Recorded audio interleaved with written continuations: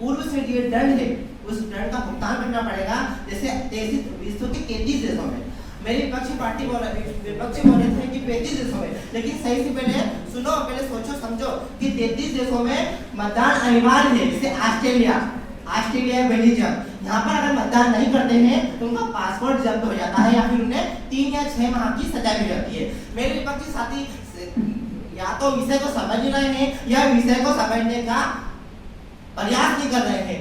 क्या है कि मतदान की अनिवार्यता, हम सब मतदान के लिए मतदान कर रहे हैं, फिर उसमें यहाँ राजनीतिक पार्टी का कमलनाथ जी का नाम ले रहे हैं। इससे कोई पार्टी का हमें नाम लेना नहीं चाहिए। मतदान की अनिवार्यता होने से हमारे देश एक विकसित राष्ट्र की ओर बढ़ेगा, एक विकसित राष्ट्र बनेगा। जब देश में मतदान अनिवार्य होगा।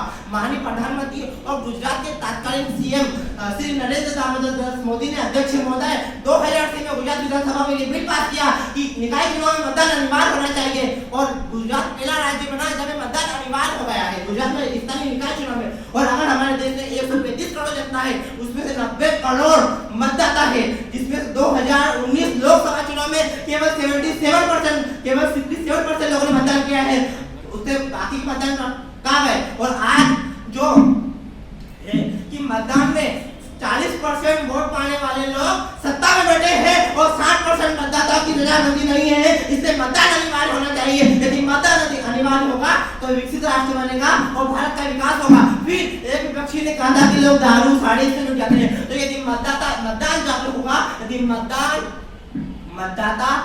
अनिवार्य होगा तो कोई दारू में, कोई मदिरा में, कोई साड़ी में नहीं बिकेगा।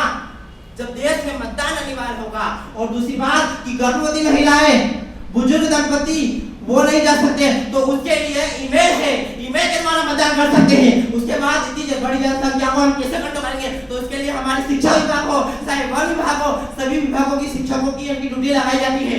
और जो शिक्षकों की इनकी ड्यूटी लगती है वो भी अपने डाक मतपत्र के माध्यम से अपना मतदान करते हैं। और जो समस्या हो आप पहले सूचना दे सकते हैं। तो विपक्षी पार्टियों आप समझो कि मतदान अनिवार्य है और मतदान अनिवार्य होना चाहिए।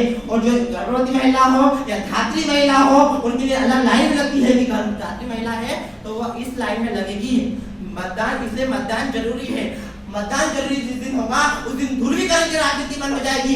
आज वोट बैंक के लिए अगर कोई ज्यादा मतदान करता है, जैसे मैं किसी की भावना को ठेस नहीं पहुंचा रहा हूँ, एक भी कोई सा समुदाय है जो वोट बैंक मतलब उसका ज्यादा प्रभाव है, तो उनको क्या करते हैं हमारे पार्टी जो राजनीतिक दल है उनके कार्य करते हैं, उनके लिए विकास करते हैं।